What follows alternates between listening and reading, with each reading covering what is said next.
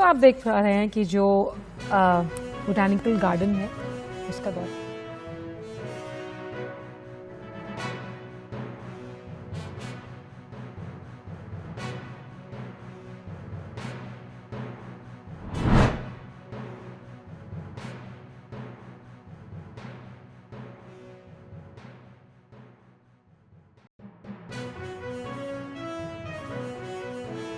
ಅನ್ನೋ ದೃಷ್ಟಿಯಿಂದ ಅವರ ಆದರ್ಶ ಬದುಕನ್ನ ಕಾಪಾಡಬೇಕು ಅನ್ನೋ ದೃಷ್ಟಿಯಿಂದ ಇಂಥ ಪ್ರಯತ್ನವನ್ನ ಮಾಡ್ತಾ ಇದ್ದೇವೆ.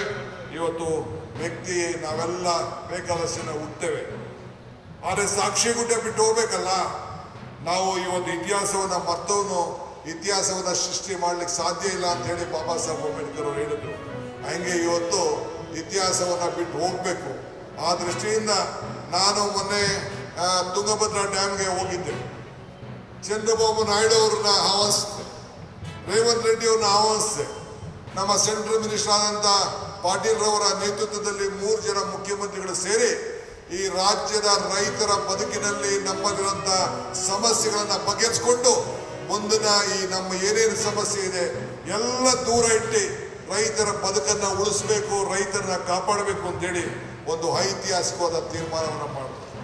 ಆಗೊಂದು ಮಾತು ಹೇಳಿದ್ದೇನೆ ನಾನು, ಇತಿಹಾಸವನ್ನ ಓದಲು ನನಗಿಷ್ಟ ಇಲ್ಲ, ಇತಿಹಾಸವನ್ನ ಬರೆಯಲು ನನಗಿಷ್ಟ ಇಲ್ಲ, ಇತಿಹಾಸವನ್ನ ನಿರ್ಮಾಣ ಮಾಡಲು ನನ್ನ ಸಂಕಲ್ಪ, ನಮ್ಮ ಇಚ್ಛೆ ಅನ್ನೋ ಮಾತನ್ನ ಈ ಸಂದರ್ಭದಲ್ಲಿ ಹೇಳಲಿಕ್ಕೆ ನಾನು ಬಯಸ್ತಾ ಇದ್ದೇನೆ.